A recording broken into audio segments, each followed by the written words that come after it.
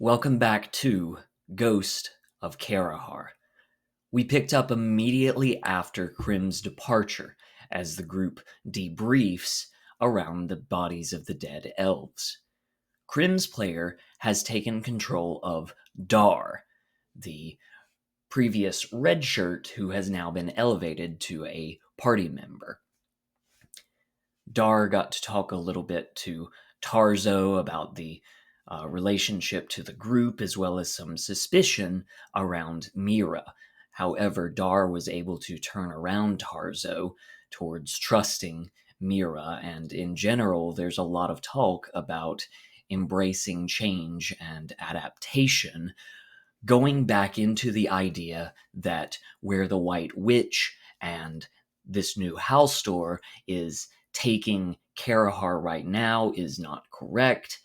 Gadramon and the gang are going to make things right. And this is good. We're coming back together as a party.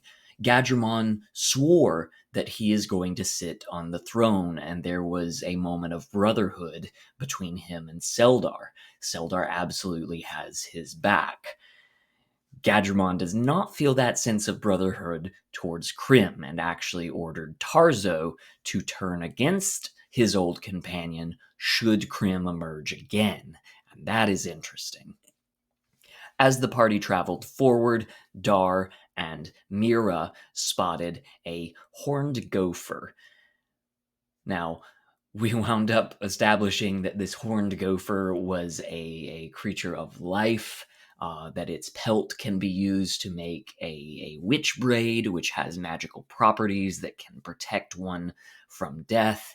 And Magnolia discovered that the horned gopher was pregnant, whereupon it gave birth to 7 baby horned gophers, causing this kind of beautiful moment from something that could have been comical, where Mira and Magnolia are talking about the circumstances of their birth related to being a changeling and an ogre. So that was nice. Seldar got some nice development. Something I didn't notice last time was that while he has recovered his sword, something that he lost during his folly and then picked up off of Tinrava in episode 1, he has not unsheathed it until he thinks himself worthy. Uh, as the group comes out of the tunnel, discovering that they've actually traveled very, very far in a very short time, Krim did buy them essentially an extra day before Rosemary is going to fight at the next full moon. So they have more time to infiltrate Malima and save Rosemary. Anyway, they are coming upon Gadramon's old drinking hole called the Greasy Weasel, and Seldar takes a fresh elven blade and actually cuts his signature white hair of the witch hunter. So, a practical moment to make sure that he's not spotted in the Greasy Weasel, but also a major character moment. They go into the Greasy Weasel and decide to use false names, including Buddy, Fiona, Jackson, Daria, and Dar with 3 A's. We're already going to have a lot happen at the Greasy Weasel. We decided that the entire night of partying will happen in a montage, which we will discuss over Discord. The session closed on everyone raising their drinks in a toast to what is to come, a toast to what is unknown. Now, stepping back, kind of looking at the table and the real people sitting at it, we only played Symbaroum for an hour. Everything that I just described was not a usual full 3 to 4 hour session.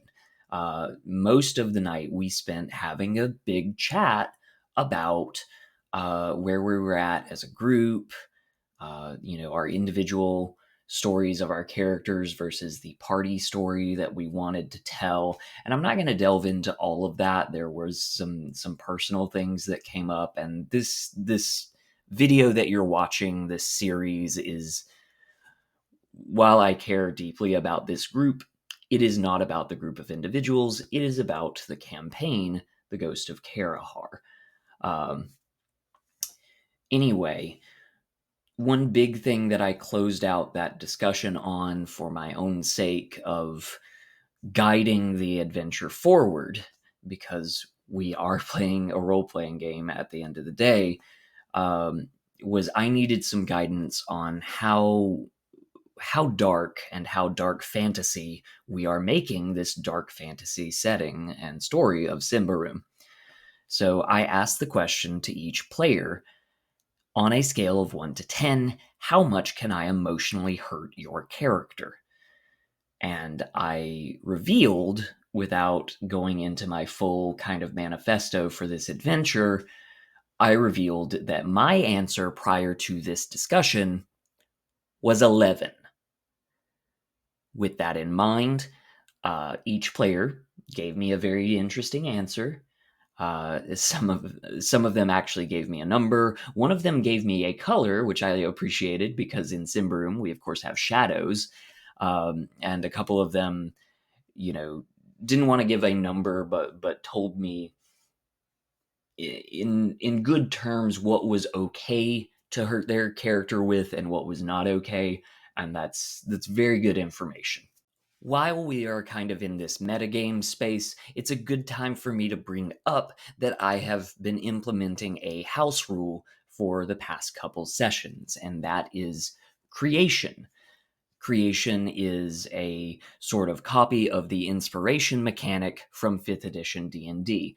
I like this mechanic because, for one, it enables a reward to the players for good roleplay. Now, I am adding the stipulation that I will give out a point of creation, maybe for good roleplay moments, but mostly when someone is acting out their character in a way that drives the story forward, because I am trying not to make a railroad, but also not to make too open a sandbox where you're just wandering around and nothing happens.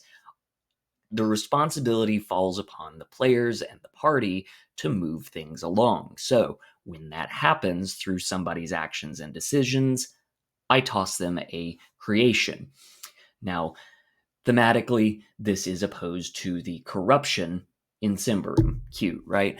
Anyway, you can spend your point of creation to re-roll any d20 test after the roll is made, but before the result is revealed.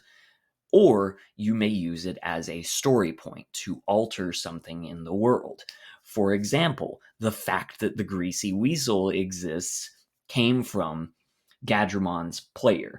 The fact that the horned gopher was pregnant came from Magnolia's player. So these are the kinds of little things that the players can do to affect their character or the broader setting and make it canon for our story. All in all, sometimes your best role playing sessions aren't the ones with the biggest boss fights. Sometimes it's the ones where you have softer moments and come together as a crew, both within the fiction and at the real table. So I really loved this session, and it reminded me how much I love this group. However, we are moving forward with this tale. One day remains before Rosemary's fate is decided. And so there is a ticking clock. And, as I promised, there is more pain in store for our characters. I am rooting for each of them. I hope that they emerge from this struggle together, having developed into their own people and being better from their struggle. But this is dark fantasy, and I am keeping it dark fantasy. Their actions will have consequences, and there will be things along the way that will hurt them mentally, physically, possibly spiritually. I'm looking forward to the next session of The Ghost of Karohar.